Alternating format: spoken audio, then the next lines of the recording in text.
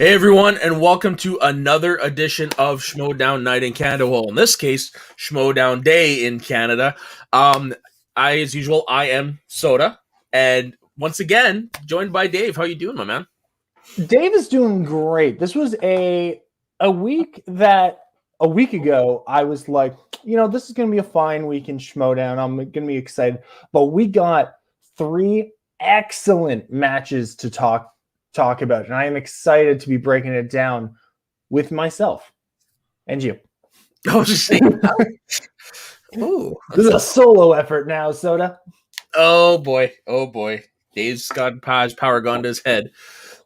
Before we get going, though, make sure that you are liking this video, sharing it with everyone you can, and subscribe to the channel. We're getting really close to 200 subscribers, and we really want to hit that goal by the end of the month. We just brought on the boys from Mount Schmoedown into our little family, so there's even more reasons for you to subscribe. Yeah, and they did their very first live show on the channel yesterday with none other than Dave as the guest. Yeah, we talked about Perry. Yeah, I was going to say, who'd you guys cover? It went well? Oh, my gosh. Soda, no spoilers, but we may have come up with the greatest team name and potential team's partner for Perry this season. Hashtag Perry may win. And if you want to find out who, you got to watch the Mount Schmoedown. Exactly. Go check it out. Yeah, we're loose lips think ships. But make sure you watch this episode first, all the way through, or at least have it open in another tab. The watch time is very important to us. Yes, please. We're the flagship. All right, so Dave, who was in the first match we got this week? The first match was the long awaited and return of Saul, the man only known as Saul, against the Mad Hatter John Humphrey, shocking the world by beating Janine in the IG tournament last year. And I was excited to see what these two could do. Me too, because we hadn't seen them since the early stages of the IG tournament last year. And Saul's coming off a loss, which you can tell he took pretty hard. And John Humphrey was one of the darlings of the tournament last year. So I mean, it definitely was poised to be a good match. And well, it ended up being good for one person. One person plus the community, because it's not very often we see a match like this. Or Saul was a player last season who came in with all the energy and notoriety of a big name guy because of his presence on SCN and Collider Live. I was gonna say he never did SCN. It was all Collider Live. Yep. Yeah, you're right. There's too many names. Let's not forget the infamous line, "God damn it, the dog took the bacon." But he was someone who was very we really wanted to see. And then he only got that one match against Brandon Hanna last year, didn't go his way. And you don't quite see the turnaround that Saul had from his last match to this one too often. So it was a treat. Oh God, yeah. It was a demolition. It was practicing how to dismantle your opponent. Like, it was holy shit. Like, Saul was intense, and honestly, he's been going around saying like he's not happy with the match, which is interesting because he knocked out John Humphrey. Yeah, when you say you're not happy with it, and I understand that, because you're like, I think when you measure knockouts now, you always go back to Only Stupid Answers versus The Odd Couple, where Only Stupid Answers didn't even get to answer round 2 questions because they just played so good. The Odd Couple just played so good. But I think Saul has nothing to hang his head about. Knocking it, like TKOs happen all the time, but KOs are so seldom seen unless you're Stacey Howard playing Dan Murrell or Perry Nemiroff playing Sam Levine. That's Sam Levine beating Harloff was another one for the title. Oh, that's right. But so we so seldom see them, and especially with John Humphrey was a guy who I was very ever since Free for All 1, he has always been a guy who is highly touted, highly talked about, and Real Rejects are a really good team. And he's another one of those players who you just really want to see succeed. But Saul said, I don't care what people want to see. Yeah. I want to win.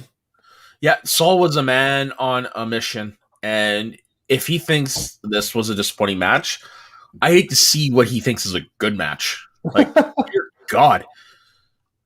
Yeah, it's, you can only get so close to perfection so much, Saul. So take a breather. Take the win, my man. Take the win. Oh, yeah. And now he's on all the after shows he's been on this week, and he's been calling out Hannah. He wants Brandon Hannah, and he's telling him, pay freaking attention because I want you to win against Zipper so I can kick your ass. I would love to see a Hannah Saul rematch, but at the same time, I'm like, man, let's let Hannah play different people, right? He can't just play the same 4 people over and over and over again. Yeah, especially with this amount of talent in the Indra geekdom, but sometimes it's just the way the cookie crumbles. I guess so. So talking a little bit more about the Saul John Humphrey match, I want to talk about Kate in this. Kate going from last season with the accent and hi honey and stuff to now she has a much more serious approach, and we've seen that. Well, serious. Serious. Kate Mulligan is a fantastic person and a great personality. So only as serious as she can get. Yeah, so she's serious. She is serious about the Schmoedown, but she's still playing a character. And what is she trying to? I still can't wrap my head around what type of character she's trying to be. I can't either, but at the same time, I don't mind because I like seeing the reinvention of a character live in front of our eyes, essentially. Yeah. But Kate, what did you think of her managing Saul in this match? Even though, we didn't see too much of Kate because we didn't get to the third round. But how did you feel like Kate has improved and changed since last year?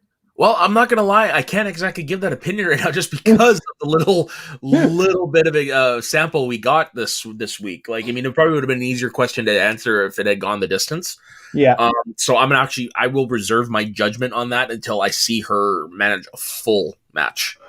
See, I just wanted to say I agree with you, and I think there's still more to see, but at the same time, I think if Saul had been in this position in the IG tournament last year, where he's up, what was it after the first round, 9-4 or something like something like that, yeah, something like that. 9-5, I think it was working 9 to 5. Dolly Parton. I think the den mother of last year would have been much more. You're gonna go in there and crush him. That he's not anything. He's not even playing the same game as you. Where Kate in this round was still like, hey, that's the first round. Doesn't mean anything. Anything can still happen. Let's get in there. Let's seal this thing down. Let's put a bow on it. And I really think that is the just that tone shift and that change in slight managerial style is what is required to be the next level of manager. Mm-hmm. Of course. I mean, her character was fun and all last year, minus the accent, but I mean, I liked it. Yeah, it was fine. It's just sometimes I found the accent to be a little grating, but that's just me. Like, I mean, I loved how she always had the snaps for all the I loved a lot of her characters. Just the accent sometimes would get to me. But no, honestly, it's all fun and games, but sometimes you do have to hunker down and be a little bit more serious about it. But like I said, because we only had a small sample size, I can't exactly give a fair assessment. Yeah, and what about Saul? Do you find I found Saul just so, maybe it's because we only got him in one match last year against Brandon Hannah, so I didn't get a full sense of his Schmoedown character because I know his Collider Live larger than life personality is very different than his larger than life, I'm going to knock you out Schmoedown personality. Yeah. Well, I'm really liking, like, he takes the bite of the apple when he wins, and it's just, he's got this look in his eye that is just like, I would not want to sit across the table in studio from this man and answer questions. He and you, I interviewed him yesterday on Speaking of Schmoedown because I had to fill in for Lou and stuff like that, and watching him also on the Ultimate Schmoedown after show, that guy gives 0 Fs anymore. Yeah. And it's funny. I after listening to him talk and whatnot, I'm just like, I told him to his face, is like, you kind of got a Rowdy Piper vibe going here. Like, don't throw rocks at someone carrying a machine gun. Like, Saul he'll take it and then he'll just lob it at you even harder. Yeah.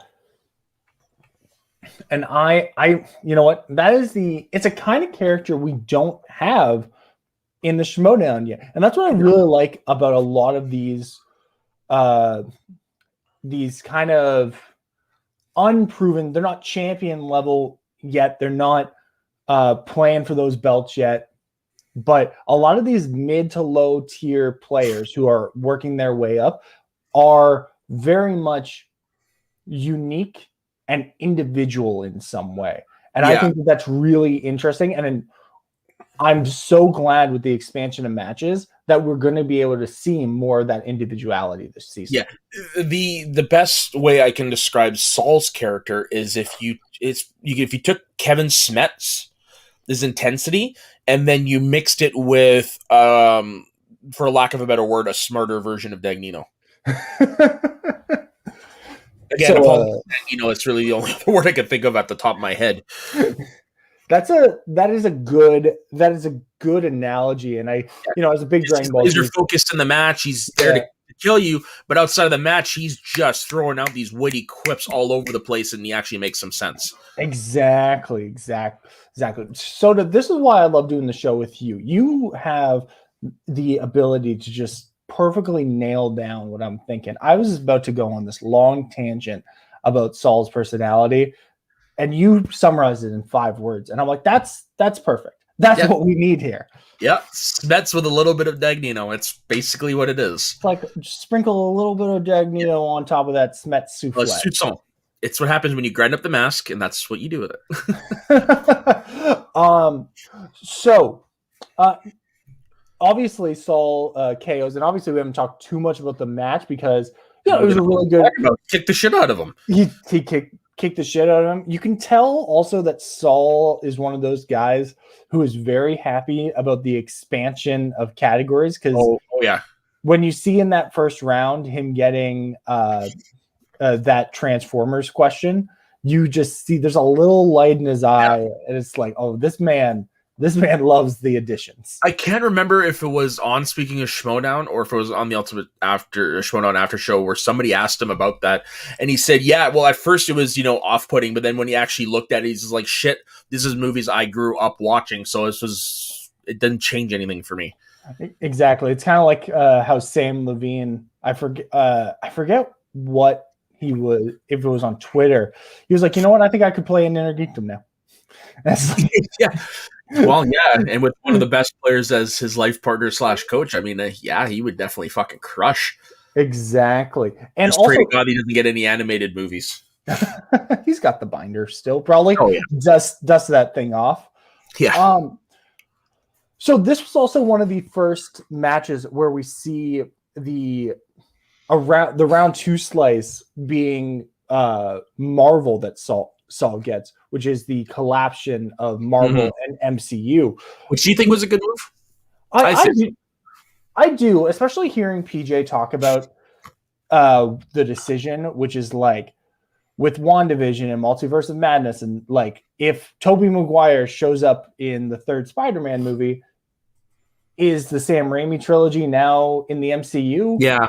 And it's like, so things are just going to get weird. And I'm like, I totally understand that. And it's like, with Keaton showing up in The Flash, is 89 and is that the same Batman Bruce Wayne? Like, it's just it's a smart decision, not only for that, and also because it does open up us a chance to get the more of the new categories on the wheel. But yeah, I like that they collapsed several of those, and then they also branched out on Spider-Man on its own and Superman on its own. So yeah, I think I haven't gotten. I didn't make my opinion known about this because I wanted to give it a couple matches.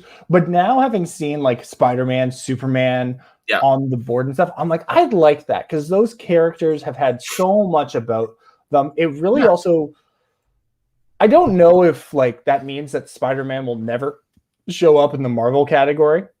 Well, I would assume so, because you've got 7 standalone more Spider-Man movies, but he's also part of Endgame, Civil War, Infinity War. So, I mean, with those movies, he'll probably show up in the Marvel category as a whole. And I mean, I wouldn't be also surprised if you see any of his own individual questions as well, because he is Marvel. Yeah. Part of Marvel. So, I mean, I can see it being in both. Yeah, I really am more interested in seeing now with the Marvel slice expanded, it won't be just we're always getting Amazing Spider-Man and we're always getting X-Men questions. Now we can reach out. How many Howard the Duck questions will we see this season? I will settle for no less than 12. Hey, we got Suburban Commando last week, so anything is possible. Not just that, but I mean, that also opens up for the 1990 Captain America with Matt Salinger. Yeah. That also opens up the Dolph Lundgren 80s Punisher. Oh, yes. Right? Which is not a great movie, but it is, you know what? It's Marvel. I like it. I haven't seen it since I was a kid, but I just remember it not being that great. Well, I like it, and it's a great movie. Very different things. Yeah, okay. Fair point. There's a difference between you like it and it's a great film. Yeah. My third favorite franchise of all time is the Sharknado franchise, Soda. So come on. I have a confession to make. I still have not seen any Sharknado movie. We are gonna 200 subscribers. We're gonna do a watch party.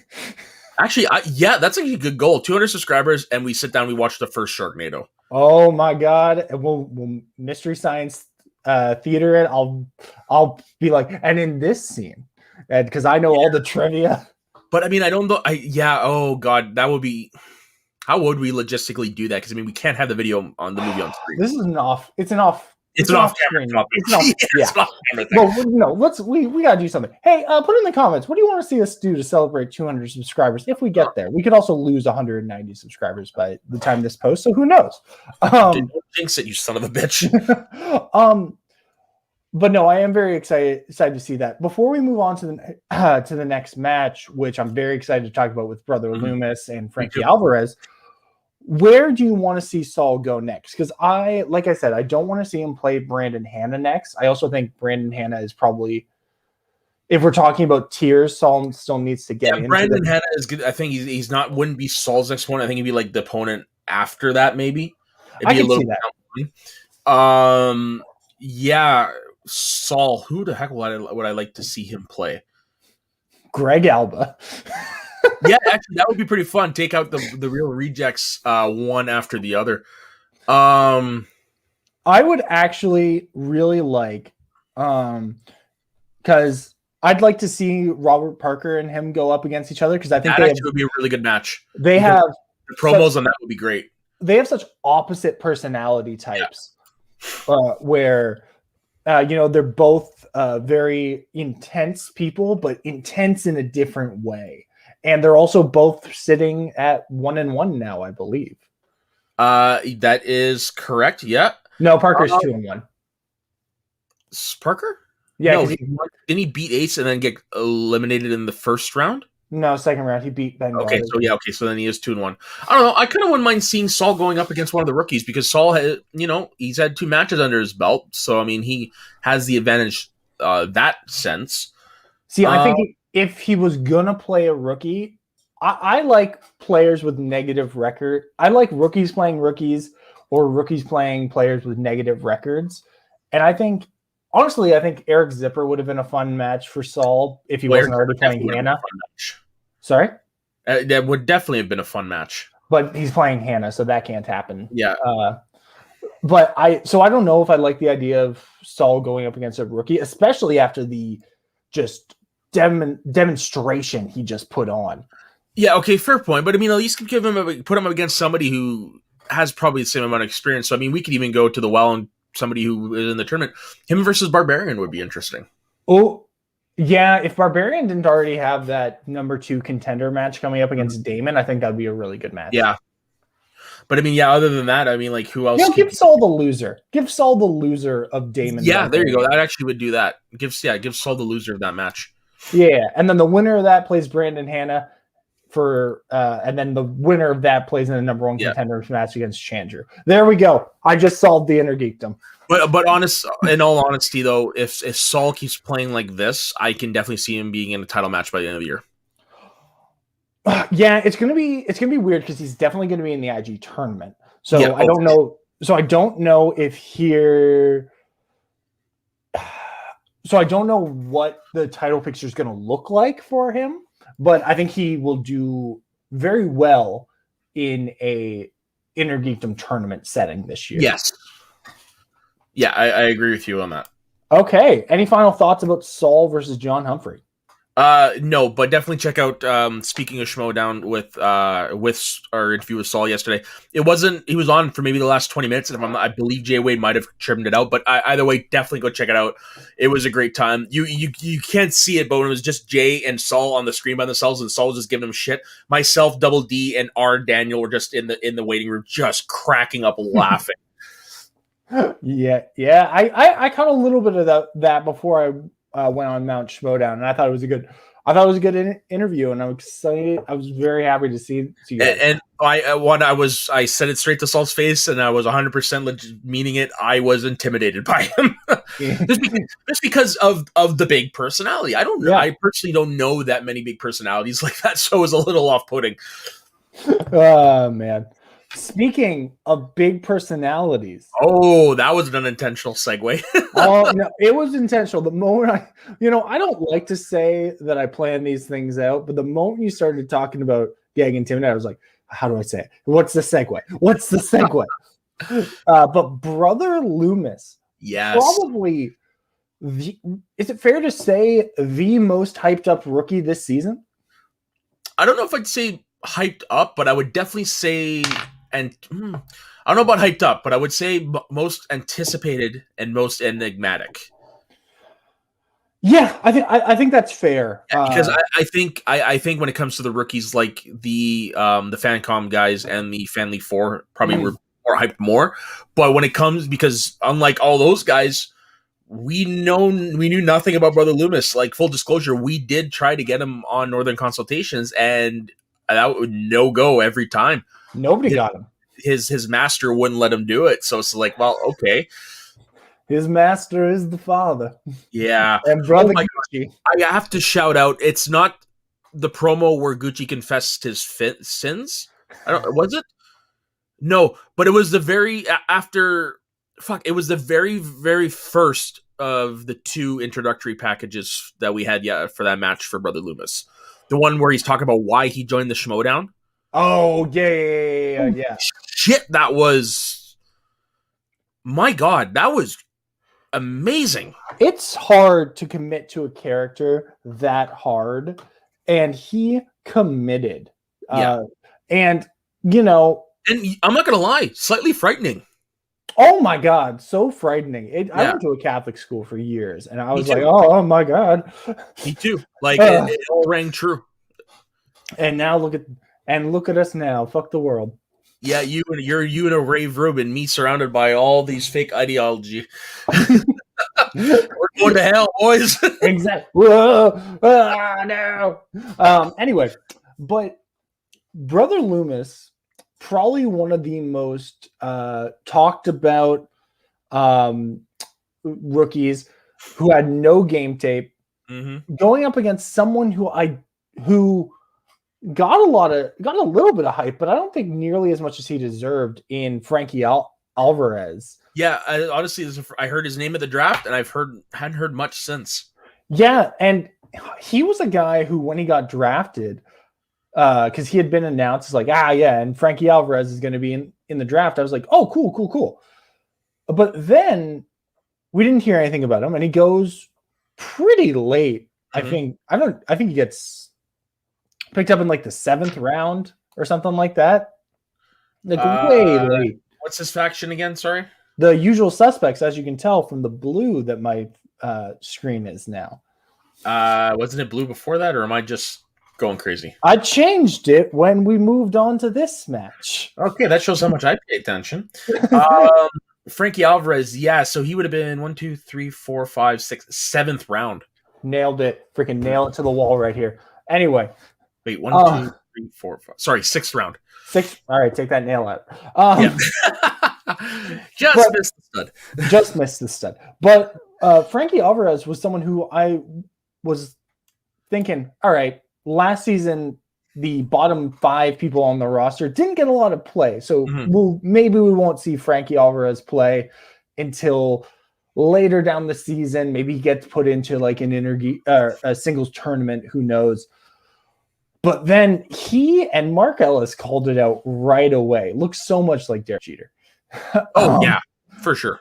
And the moment he comes on, I'm like, this guy is something. This guy is something else. This guy, he knows, he has it. I don't know what it is, but he has it. And that's the very definition of it. You know something's there, you just don't know what. Yeah.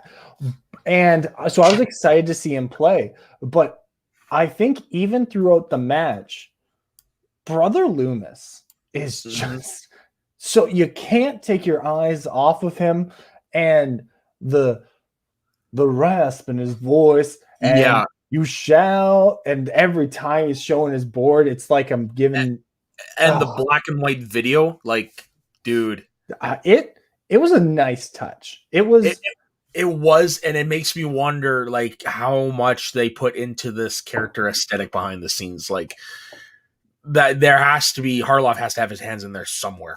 Oh, for sure. You don't get to be you don't have a character like Brother Loomis coming in without Harloff being so over it. It was such a big character. Yeah. And this really shows. This is again one of those players who is so unique and so different from anything we've had before that I was so happy to see him in. And after watching this match, not only was I happy that he's here, but I'm so happy that he ended up with Bobby Gucci. The two of them, and that's exemplified by their opening promo. Yeah, he's confessing his sins. Not only that, but like, oh, Brother Gucci, the prophet, the savior. And I'm just like, the fact with all the history behind Tom Dagnino, it's like, what are we even watching? But you can't stop. No, you can't, and it works so well with those two. Like when he drafted him, you're just like, okay, how's this gonna work? Yeah, but you know what? It's the best fit. It's the best fit.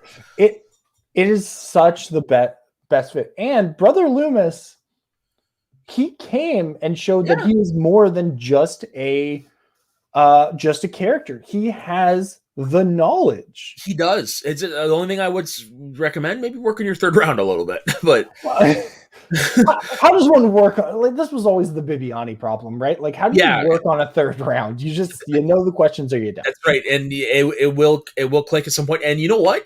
He did really good in Nolan films. Yeah, I was surprised. Like Nolan, he was just crushing, and then not the dichotomy, how it lined up so perfectly with the chess piece being a bishop and him. I'm like, that's just so perfect. Fucking kismet. Kismet. That's the word I was looking for. He crushed Nolan, but not only Nolan, like he did really well for a rookie debut. What was it? 6 points in the first 7 points in the first round. Yeah, and he was leading going into the third. Yeah, he was leading this entire. That's right. The entire time. Yeah. And I was just so, and that's the place that I said in our definitive draft tier list. Go check it out on youtube.com/Schmoes in the North / that video title. But I said, Tom is a guy who, when you're winning, you want in your corner because he's going to keep pushing you to be winning. And it showed here. It's just, unfortunately, he couldn't, Brother Loomis was unable to answer his 3 or his 5 in that last round. But him and Tom really got together and their chemistry just clicked. And I'm going to be really excited to see what Brother Loomis looks like next round, because he reminds me a lot of, I guess that's not a good analogy. Never mind. He doesn't remind me of anyone. Well, no. Let's see. What was your analogy? I was gonna say he reminds me of the kid getting a loss out the gate and then coming back to be who he is. But then I remembered he got KO'd by Paulo Yama in his first match. So very different. Very, very different. But I mean, after seeing this finally in action, I hope we get a lot more Brother Loomis. Even if he doesn't do well match-wise, he doesn't play that many matches, he's someone I want to stick around for a long time, because I think that character, it's a good character, but it's like The Undertaker, where you could tweak it enough to have it last a long time. You know what? I think with no Tom this year, Brother Loomis could fill the Tom void that we're going to be missing. Yeah, with the offbeat character who is just like this wealth of knowledge. Yeah, and even doesn't do well in the third round. He's actually filling Tom's role perfectly. Yeah, honestly, I think Brother Loomis will do well in the third round. This is just this was his first match. Like, the expectations, honestly, because there's no game tape, the expectations, and for me anyways, weren't that high. So he compared to that, he nailed it. But I want to make sure that we're giving respect to Frankie Alvarez, who, he does okay, 5 points in the first round. He goes to multiple choice with Jimmy James Stewart. You know what? I'm impressed. I swept it, but that was pure luck, and it's because that's a new category, if I'm not mistaken, right? It is, and I'm really happy that they put people like Jimmy Stewart, Cary Grant, these classic actors are getting the due that they deserve in the show. 100%, and I hope we see more of that. Yeah, I want to see a James Cagney category. I'd love to see like a Shirley Temple category. Yeah, a Shirley Temple category would be great. You know what? Dean Martin had quite a few movies under his belt. Mm-hmm. Even do the same. I'm so shocked we don't have a Brando category after all this time. Oh well, that's because Brando sucks. He's a bad guy. It doesn't mean he didn't make good movies. That's true. Anyway, and then I mean, there is that part of me too that wants to push that further. I would like to see a Charlie Chaplin category. Oh, that would be so. I'd love that. Me too. I will say.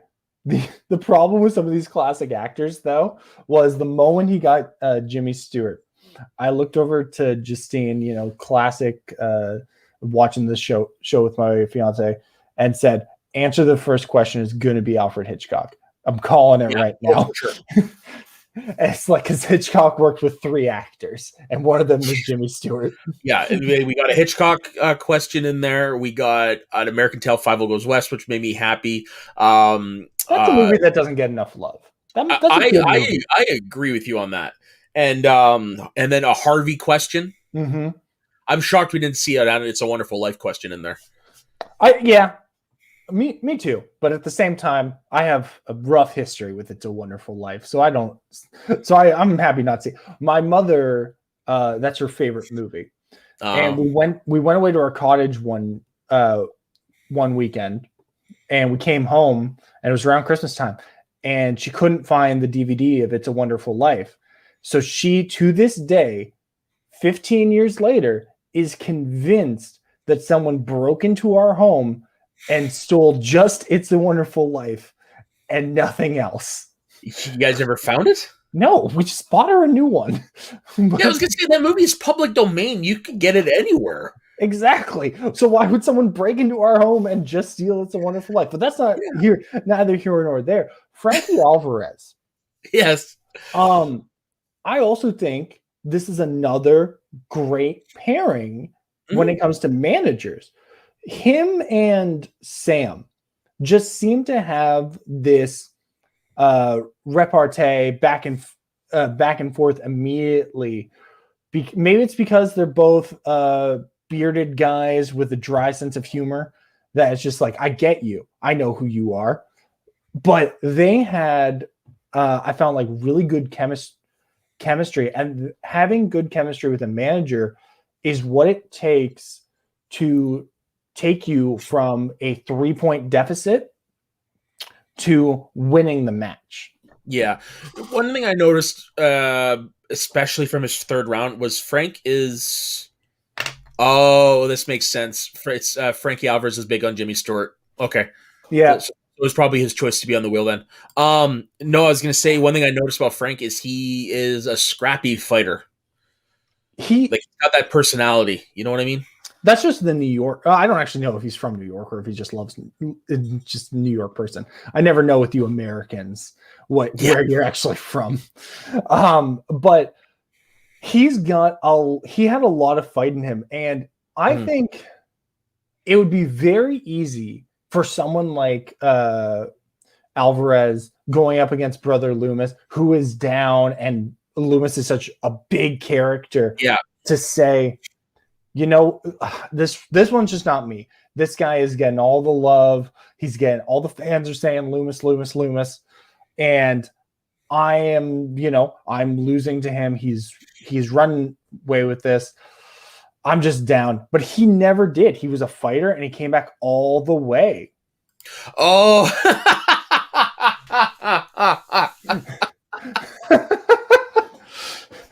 Alvarez, I don't care. I was the happiest time. If you stole it, Frankie, that was that's been a very rough 15 years, but I hate that movie, so I'm glad you stole it.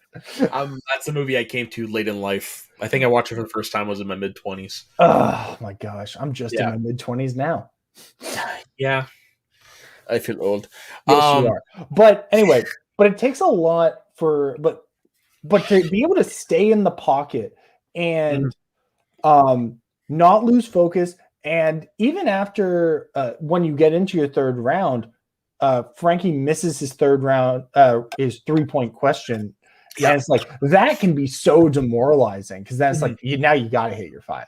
Yeah. And he did. And you could tell by the look at his face that he was so happy and relieved he did. Yeah. I love halfway through Mark reading the question, Frankie already knows the answer to the question. He's got that massive smile on his face. I just wish I could remember the question, because I knew it right away too. I just don't remember what it was. It was don't remember the exact wording of the question, but the Chris Farley was in, and I'm like, there was a moment where I was like, oh my God, did he just flash this? Did he just and I just started having flashbacks to Mike Kalinowski versus Jeff Snyder. But then when he hits it, I'm just like, whoa, we got a match. I want to say it was Tommy Boy. It was Tommy Boy. Which is my third favorite movie of all time. So I knew, that's right. That's what it was. It was, in what film will you find the auto store? I've only seen. Yeah. In what film will you find, it had to do with Calhan Auto Parts. And I was like, oh, it's Tommy Boy. Yeah. That's a movie I've grown up watching since it came out. It's the reason it's my number 3 all time. Like, I will die on that hill. I've only seen it once, but I really enjoyed once? Soda, I'm 25. That movie was filmed in Toronto. You should have seen it more than once. That's fair. I should have seen it more than once. But, I'm from Ontario. I'm just going to be like, oh, I know where that is. That's the problem with watching stuff that's filmed in Toronto. I'm just like, I've been drunk on that corner. Yeah. Anyway. Yeah, I get that. Well, not with the drunk part, but whenever something's filmed in Vancouver, I was just like, I know where that is. It's just like, well, full disclosure, Superman and Lois, the new CW show, is filmed in Vancouver, and this week's episode, you see them in more, it deals with more of the high school, and I'm like, holy fuck, that was like 3 blocks from where I used to live. Oh, that's awesome. But anyway, but Frankie being able to stay in the pocket and get that makes him have the mettle of a true champion, and that's what I love to see. Yeah. Sorry, I'm just trying to bring up the question here. Frankie's 5-pointer. Yeah, no, anyway, talking. No problem. I see in the chat Ryan Christensen saying that you'd like the match with Brother Loomis missing his 2, 3, and 5 would help at any competitor. No offense to Frankie. That's true, but Frankie having to answer his 2 and his 5, I think being in that headspace is difficult when you're down that much, and getting we've seen the best competitors in the world miss 5-point questions pretty routinely. So I think that, yeah, it would help anyone, but it's still very impressive that Frank was able to get Brother Loomis to that place. Obviously I am, you never like seeing anyone go 0 for 3 in the final. So, in the final round. A little bit. What you can find the automotive company Callahan Auto, run by Brian Dennehy, in what 1995 comedy? 1995, the year I was born. Yeah. Anyway, any final thoughts about this match? And actually, where would you like to see, or who would you like to see Brother Loomis and Frankie Alvarez go up against next? Well, Frankie Alvarez, I would like to see him probably go up against maybe like a Ben Goddard. Oh, that would be good. And when it comes to Brother Loomis, I kind of want to see him go up against Video Drew. Oh, that would be good. You know what? Give Brother Loomis the loser of Dewberry and Video Drew. Yeah. Either one of them I would be very excited to see. And you know what would be a dream match, but unfortunately he's retired and now he has a 3-week-old baby at home. I would love to have seen Brother Loomis versus Josh McCouga. That would be a trip. That just would be a trip. That one alone. Yeah. You know what? Honestly, give Loomis anyone on corruption just so Shannon has to deal with Brother Loomis. That's what I want to see. God, that would be great. That would be great. Oh my God. Mark Edward Hoyt. That's who I want. That's the match I want. Great. And hey Jesse, yeah, you're right. Another rookie probably would be best for Frankie. Like, I mean, yeah. Ben Goddard might be a little bit down the line, but you're right. Let's get the rookies in right away. It's true. Who's another 0-1 rookie? From singles? Yeah. Let's put him up against Marie Wilson. Mixed match. Shut up. I'm just trying to think if because we're only in our second week, so I mean,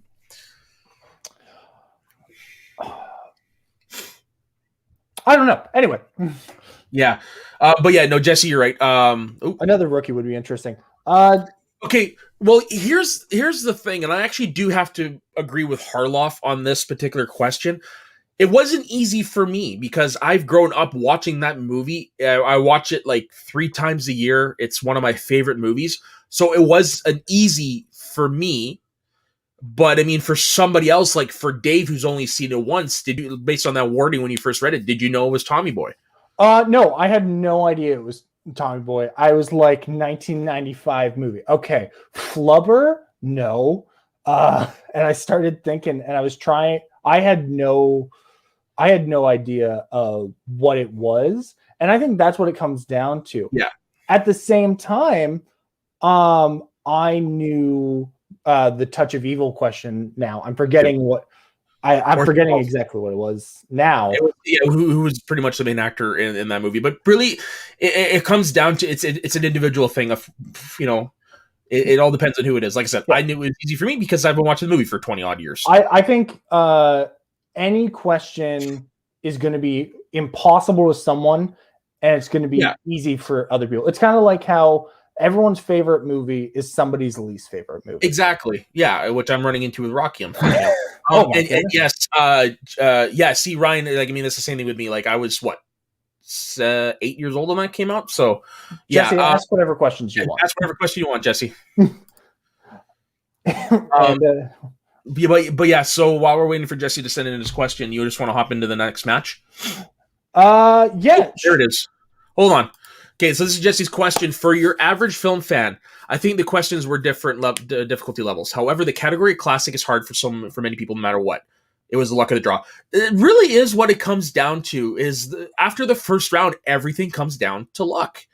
It really does, and especially what I like. The argument that always comes back is not only is the subjectivity of difficulty in questions, it also comes down to Brother Loomis, and so easily the two of them could have had their questions reversed. Yeah. It's not like the old days where there was do you want question set A or question set B, where they were going to have different questions. So that I'm a little bit more forgiving of, because they had an equal chance to get that question. Yeah, and like the writers might think it's a hard question, but then all of a sudden the competitor will get it, and it's a freaking cakewalk for them. Exactly. Right? Yeah, and I think we're going to see this all the time, and it's impossible.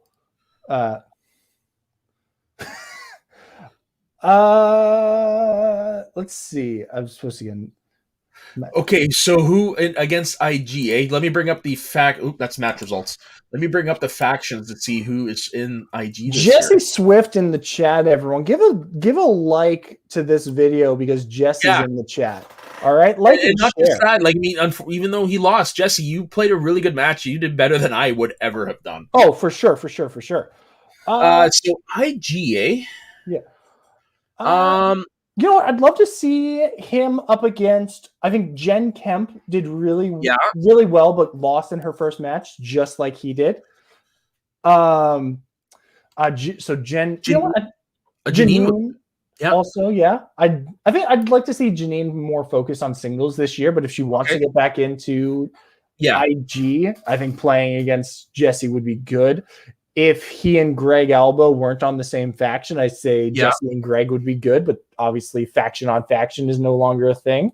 Yeah, and if we're going rookies, I mean, like Taylor Robinson from the Fifth Stock Exchange would be good, because last time she competed was a long time ago, so, Taylor Robinson is actually, that's a great pull. Jesse, talk to Harloff. Go try to get a match against Taylor Robinson, because I'd like to see her back in the ring, especially not in a 5-way. Yeah, of course. So, and I think her and Jesse would have a great match. All right, on to the final match, and honestly, a match that I'm sad that it happened so early in the season, because this is going to be a match that I'm going to be stumping for when the time comes. Or wouldn't have been if he ever stepped to the plate. Yeah, that would be another good one. That would be good.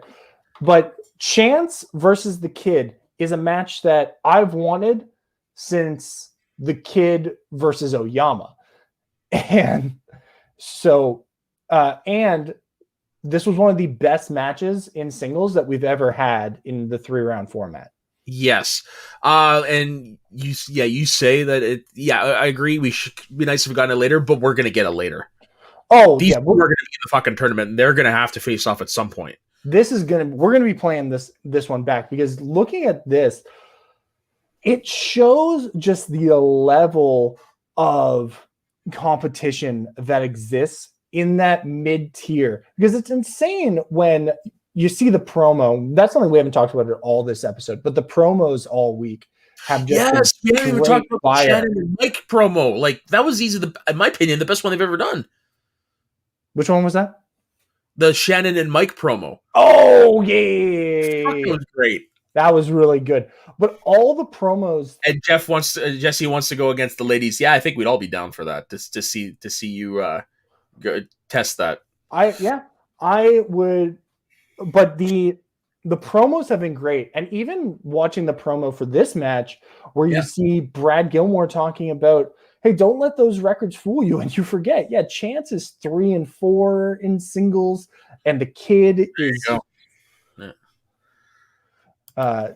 and the kid also doesn't have that great of a singles record, but then they're both also dominant teams, champions. Yeah. And you hear Coy talking about how, you know who Brendan lost to last year? Dan Murrell and Adam Collins. That's it. And it's like, oh, fuck, you're right. Yeah. And then Chance is the same way. Question before you go on. Is my camera having a seizure on your end? Yes, it is. Okay, so it's not just me. Okay. I don't know what's causing that. There is no pulse of energy, so I don't know.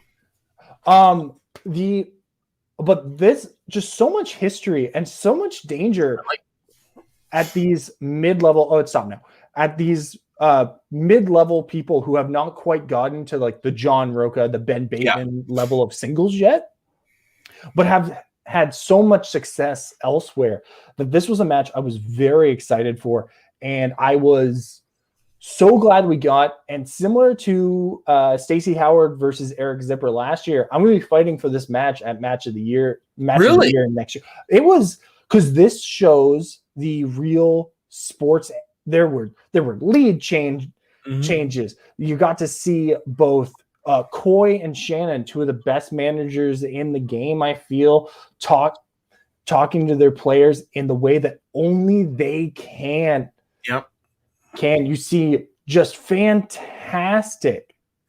Yeah, you're right. Usually you think you get spinner's choice, all of a sudden, match is over, but not necessarily the case. And yes, Ryan, Chance did kill that second round. Chance is, I don't know, when he first came into the league, I was kind of off-put by him just because, to me, arrogance doesn't exactly attract me. Mm-hmm. But his game has really won me over, very much so. So I would put him in the top tier, but like the lower, not quite up that high yet. Sorry, Dan. Yeah, Chance is a player who I am always going to be who has impressed me consistently since day one when he came in as the first person from the fan leagues to make his arrival. And people forget. Do you remember what Chance's very first match in singles was? No, I don't. Ethan Irwin. Right, that's right. He did mention that, yeah. And it's like, so for so long, Chance was only having to play Paul Oyama, and was having to play like Paul Oyama, Ethan Irwin, all these top tier competitors. And so he just hasn't had the best singles run, but he has been a deadly force all across. And that's this was his first year. He lost to Ethan Irwin. He beat Janine at the Schmoedown event. Yeah, okay. So this was his first match was tail end of 2018. So I'm gonna lump it together. Okay. So Ethan Irwin lost. Then he beat Janine, beat Emma by KO, lost to Oyama, lost to Bibbs. Yeah. And then he beat David Del Rio, but lost to Shannon Miller. So, I mean, he's had some pretty stiff competition. He has had some of the most stiff competition. And Brendan Meyer also no slouch in that division. Yeah, of course. And Jesse does have a point. Brendan does get in his own head a little bit. It's not as noticeable as, like, say, like a Roca back in the day or something like that. But, exactly. And I think that's just the young Canadian energy in him, Jesse. Yeah. We all get in our heads a little bit. But I want to specifically talk about that second round. Mm-hmm. I think I've been saying that this is going to be the year for people like Barbarian and Mike Kalinowski and Chance Ellison to really crush, because they're able to bring in these diverse IG slices. Chance getting Planet of the Apes is such an interesting pull, but when you think about it, it's an IG category that Chance definitely has been studying mm-hmm. for. And as we saw, he just crushed it. I didn't ever want to think about the Mark Wahlberg play. Yeah, that's the only one I couldn't pull because I hadn't seen it since like 2002. Yeah, my problem with it was I just was like, what's the name of that movie? Does it have a dumb subtitle? No, just Planet of the Apes. Yeah, I was like, the one where Lincoln is a monkey? Yeah, which is a weird twist on the sexual liberty. It's so dumb. But and ripped directly from Chasing Dogma. Kevin graphic novel if you know that story. Exactly. But Chance just crushed it. And Brendan getting Spinner's Choice, Brendan has often had very good luck on the wheel and then gotten very difficult categories. Yeah. Because it's one of his categories. Oscars, yeah. But to be fair, did you know who was the most recent person to get nominated for playing the same character twice? Yeah, of course I do. It's for Rocky. No, of course I did not know that. See, I completely forgot. Really? I'll never forget because I was just like JTE when that happened, stunned, and I was yelling at the TV. Now, granted, I still haven't seen Bridge of Spies, so I can't exactly speak on Mark Rylance' performance, but I think Stallone was robbed for his scene when he finds out cancer alone. No. Rocky was robbed of his Oscar. Yes. Both times. Dave? Oh, am I back? Yeah, you're back. Okay. Yeah, he was robbed both times in my opinion. I also I had the same thought as Brendan, which was, Cate Blanchett for playing Elizabeth twice. It's true, but that was before. But I think it's because Cate Blanchett, there's only like 10 years in between those two nominations, as opposed to the 40-year gap in between Stallone's Oscar. So it kind of escapes your mind first. It is, and also you don't necessarily think Stallone and Oscars. You don't. You should, obviously. I mean, come on. Stop or My Mom Will Shoot. That's Oscar worthy. I'm not gonna lie. I'm actually one of the few that really likes that movie. Just for how dumb it is. I love that movie to death. But man, that's fuck. I don't. Why does that? And also he refuses to go to multiple choice. It seems fair amount. Yeah, you do have a good point on that, Jesse. Like, I honestly, I think if he'd have gone to multiple choice on that answer, he would have pulled Stallone. I would hazard a guess that Cate Blanchett would have been in the multiple choice. For sure. Because she's one of the few. Yeah, so I think, but Stallone's the right answer, so it would have been there, and that probably would have. You're right, but I think, like, I was very confident with Cate Blanchett, and I think he was too, because I think there's such a limited pool, but then when he got Blanchett wrong, I had the same thought that you could see Chance was wrestling with, which was, wait, do they mean the same character and different actors? And that's why he had to ask for clarification, because I was like, Joaquin Phoenix, maybe? But you're right. He probably should have gone to multiple choice. Yeah, and honestly, I just brought it up real quick. It looks like I think only 6 in history that had that happen. So you've got Stallone for Rocky and for Creed, Paul Newman for playing Fast Eddie Felson in The Hustler, and then 35 years later for Color of Money. Cate Blanchett for 1998's Elizabeth and 2007's Elizabeth: The Golden Age. So yes, she is probably, I think, prior to Stallone would have been the correct answer. Yeah. Pacino for Godfather 2, rightfully so. Yep. Peter O'Toole for playing King Henry II twice in 4 years, and Bing Crosby for he won for Going My Way and was nominated for the next year for The Bells of St. Mary, and Cate Blanchett, of course. Yeah. So it's very interesting. It's good. I always like when we see, even though Brendan got it there. Thank you, Sean. Thank you. No one ever agrees with me on this show, so it makes me feel good. It's always good to see when both players hit a strength in round 2. Yeah. And even though that it resulted in a lead change, which is also, we don't get to see a lot of lead changes.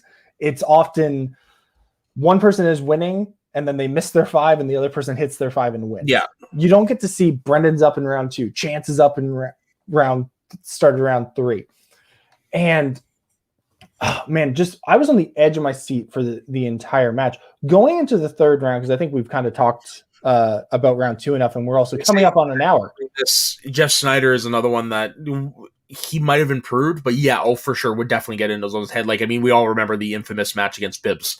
Yeah, and I think Ryan's bringing up a good point here, where Brendan, you even see it in the interview with Jen at the end of the match, where he's like, I'm glad I lost here and not in a Shazam match because I'm sad that I let Coy down, but I would have hated to have let both Coy and Bibbs down. And it's like, yeah, that's why I think Brendan and Chance, these are two of the best teams players in the game right now.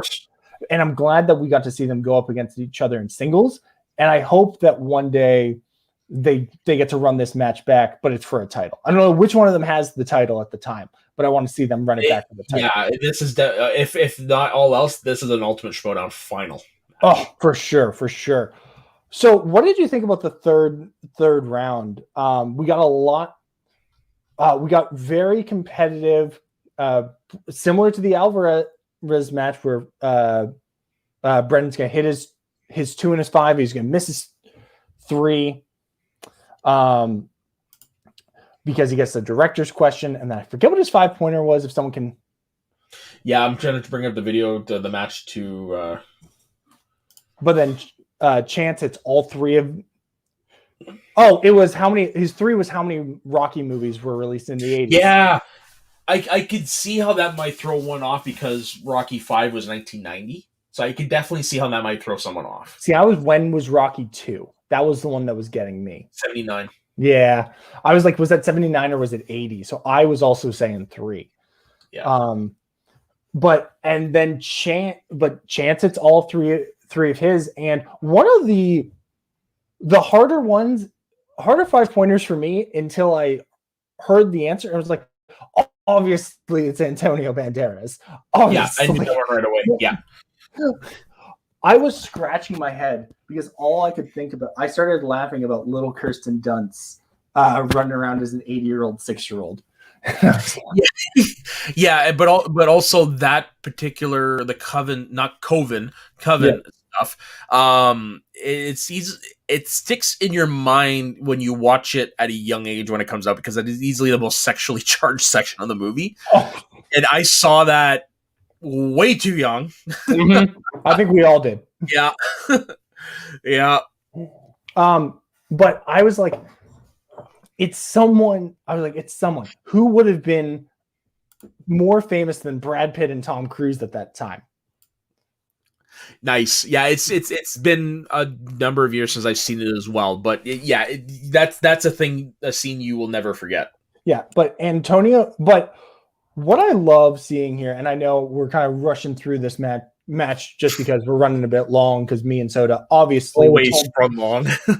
we told stories about wrestlers and our moms getting robbed. So That's what you come to Schmoedown Night in Canada for, kids. What am I doing with my hand? I don't know. You're trying to drop the latest track. Bam. But the elation in Chance where we get the cool wipe and then it's just Chance like, yeah, I did. That's why we watched the game. That kind of I accomplished something, let's go boy, is why we watch the Schmoedown. And you see that fire behind him, even though this only gets him up to a 4-4 record. So he's still, but still, this is on the positive trajectory towards. There was a time when Ben Bateman was a 2-2 player. Mm-hmm. You remember there was a time where Ben Bateman was considered the weaker player on Team Action. Yeah, I don't. Yeah, that's some of business history. But you say that a lot. You're like, holy shit! I know, right? But Chance and Brendan, 2 fantastic players, and I loved seeing. Yeah, believe it or not, I say this a lot. We are America Light, especially in Ontario. Oh God, yeah. BC is like definitely top 3 as well. But this match really showed off why Shannon is the queen. Oh God, yeah. Because we haven't talked too much about her managing, but her talking to Chance, it's so, you see just how seriously she takes this game. Mm-hmm. And for someone who didn't want to be in it, did not want to be in it, and is now the most in it.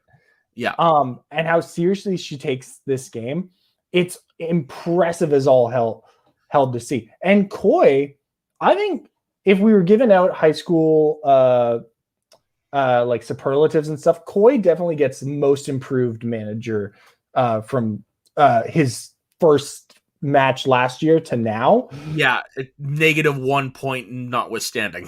Well, yeah, that's going to happen. Someone was going to take the -1, Yeah. and I'm glad it was Coy because he's Yeah, just 'cause he doesn't give a shit. he's making a No, joke he about does, it. but yeah. But from the first time we heard Coy's going to be a manager, everyone's like, I don't know about this Coy guy. And Really? then I was all on board. see, I thought he'd be a fun. After seeing him when that one live event, I was like, yeah, okay, Coy's built for a manager and for debating, but I thought he was more. I'll be honest, I always thought Coy was more suited for like the Grace Hancock role, where he's the mouthpiece, he's the yappy dog next to the manager.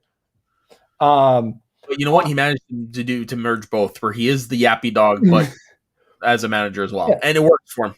And also, now that his internet works, Coy has really shown how great of a manager he can be. Whether it's this match or the match with Jesse Swift, or even in the John Humphrey match, which not his best showing, but that was going to happen to someone. And if you watched any of our videos last year, we know something about internet issues. Well, yeah. Some of us had to move to fix their internet issues. Yeah. Anyway. And then all of a sudden, the explosion happened, and well, look, sounds like it's happening again. Anyway, so Soda, very quickly, any final thoughts about this match? What do we want to see? Let's just do Chance, since we got to wrap this up. I want to see Chance go against one of the big dogs next. Yeah, you think so? You think I do. I think it's time. We know he can handle them in teams. I want to see it because everyone says he's one of the best players in the league, especially Dan from our end. I think it's time.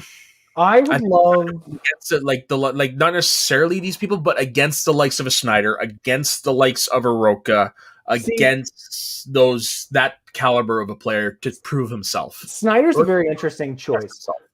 I would actually, if he is interested in still pursuing singles, as I don't know if he is, I think Mark Andreyko versus Chance would be a really good. That'd be a solid match. But it would take a lot of convincing to bring Draco back to singles. Yeah, he did it for the tournament last year, so who knows? Maybe he'll do it for the tournament, and we can get that matchup. Maybe. With that, any final thoughts, Soda? Yeah, well, yes, there is one thing that we didn't. Was it this week we had the Andrew guy reverting back to his old self promo, or was that last week? That was last week.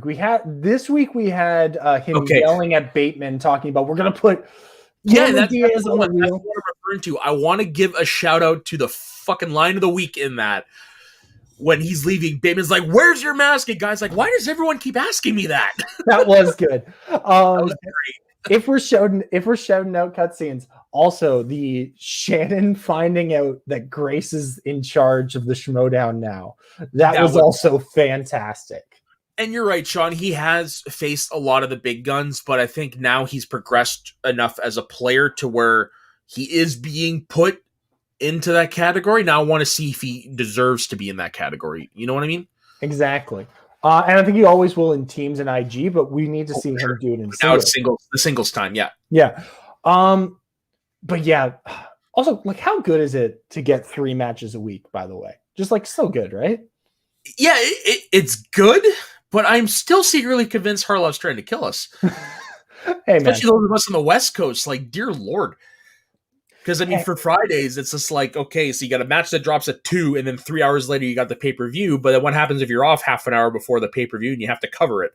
I'm doing the pay-per-view, I'm doing this show until like 2 a.m, Soda, so you get to go. So yeah, fair point, you have to stay up later to do it, but I have to rush to do it. That's fair, I guess. Anyway, any closing thoughts, and where can the people find you, Soda? Well, everyone can find me over at soda_the_saxman, Instagram and Twitter. You can find me over on the Media Sweaties Network there 3 times a week on Recapping the Past, where me and Ben break down just some of our favorite TV shows.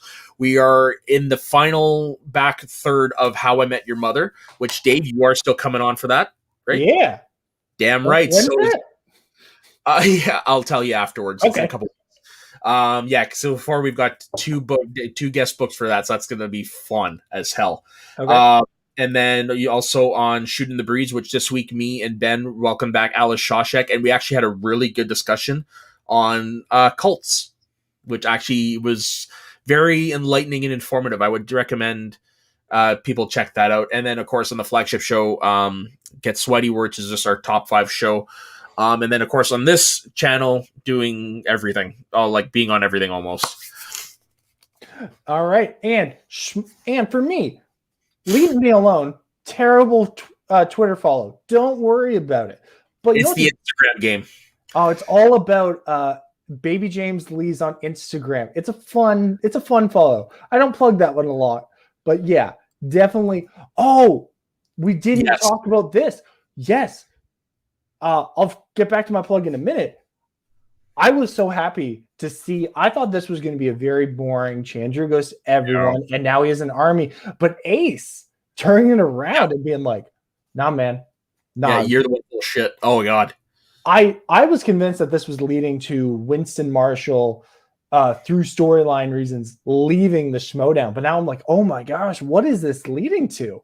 Right, and yeah, and of course it's Ace who's going to have his boys back no matter what. Also, but there was a moment where I was like, where Ace is threatening Chandru, and it's like, you might find yourself in Upset City. I'm like, are we setting up an Ace versus Chandru IG match? What even is that? That would be fucking dope. Would it though? Ace got KO'd by Parker in his IG match. Yeah, but Chandru's a champion. Ace is a different player than he was when he got KO'd. Yeah, true, but I don't know that you give him Chandru. Exhibition, maybe? I don't know. The match for the management. If Ace wins, Winston stays manager. If Chandru wins, he gets to put in. I fucking like that. Someone. I don't even know. I like that. I like that. That was good, and I'm glad to see that we're getting more people involved. And I can't wait to see, because you got to imagine that when Zipper plays next week, we're going to get a Chandru promo trying to get him to recruit Zipper, and I'd love to see which way Zip falls on that spectrum. But yeah, man, the scenes are great too. Of course, yeah, and if they're this great during the digital age, just wait till they're back in the studio. Wait till they're back in the studio. This is gonna be so good. It's gonna be a weird adjustment, seeing people at the table. Yeah. But I'll be happy. I'll be very happy. Anyway, follow me at Schmoes in the North on Facebook. Come join our Facebook page. Yes. Northern Schmoes on Twitter. Subscribe to our YouTube channel. We are getting very close to 200 subscribers, and who knows, Sharknado watch along, maybe. Who knows what we'll do? Or me personally at Baby James Lee's on Instagram if you just want to see just some ridiculous shit. Anyway, from all of us here at Schmoes of the North, have a good night. Yeah, and we will see you